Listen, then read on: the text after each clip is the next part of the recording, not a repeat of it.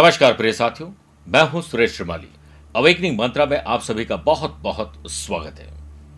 एक समय की बात है, पिता ने अपने खेत खलियान में जितनी मेहनत हो सकती थी की और फिर उसे बेचकर बेटे को पढ़ा लिखा कर एक सशक्त मजबूत इंसान बन जाए, ये सोचकर उसे बाहर भेज दिया। आज बेटा कुछ दिनों की छुट्टियां मनाने के लिए गांव आया है। अब संवाद पिता और पुत्र में नदी के किनारे पर चल रहा है। दोनों चल रहे हैं और एक पत्थर पर दोनों बैठ जाते हैं। पिता बूढ़े हो चुके थे, आंखों से पूरा दिखता नहीं था और कानों से अब सुनाई भी कम देता है। पिता ने कहा अपने बेटे से कि बेटा, वो पेड़ पर ऊपर एक पक्षी दिखाई दे रहा है, वो कौन है? बेटे ने कहा वो तोता है। पिता को पूरा ढंग से सुनाई नहीं दिया और पिताजी ने वापस पूछा, बेटा जवाब दो ना, वो पेड़ पर कौन है? बेटे ने कहा मोबाइल चलाते चलाते, पिताजी वो तोता है। फिर एक बार और पिताजी ने पूछ लिया कि बेटा मुझे ढंग से सुनाई नहीं दे रहा है, क्या तुम बता सकते वो पेड़ पर कौन है इतना खूबसूरत पक्षी?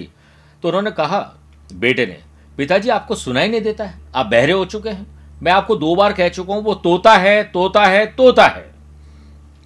पिता ने कहा, वाह बेटे, जब तू छोटा था एक ही सवाल को कई बार करता था, मैं तुझ पर नाराज नहीं होता था, बल्कि हर सवाल पर जवाब देते हुए तुझे गालों पर एक किस भी करता था।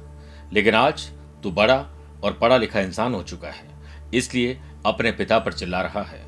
अगर मैं तुझ पर बचपन में चिल्लाया होता तो क्या होता? प्रिय साथियों, जब भी हमारे माँ बाबूजी हम पर निर्भर हों, तब हमें उनके प्रति हमारी जिम्मेदारी अच्छे से निभाएं, यह कर्तव्य हमें आना चाहिए। अपना काम सही तरीके से करना चाहिए। उन्हें हमेशा हमारे प्यार की आस होती है, इसीलिए उन्हें नाराज करने के बजाय उन्हें खुश रखने की कोशिश करें। कितना अच्छा हो कि घर में माँ बाबूजी रिटायर हो चुके हैं, कोई फाइनेंशियली आपकी हेल्प नहीं कर रहे हैं, कुछ भी, मैं तो कह रहा हूं दुनिया की सारी बुराइयां उनके अंदर है, लेकिन अगर आप उनके पैर छूकर घर से बाहर जाते हैं, आप उनको कहकर जाते हैं, आने पर वापस उनसे मिलते हैं, कितना अच्छा लगेगा। ऐसे ऐसे दुनिया में लोग हैं, हमारे मारवाड़ में तो ऐसे बहुत सारे लोग हैं। जब पिताजी एक गल्ले पर बैठते थे, एक कुर्सी पर बैठकर बिजनेस किया करते थे, आज पिता नहीं है, लेकिन पिता का ऑफिस और पिता की कुर्सी आज भी वही है।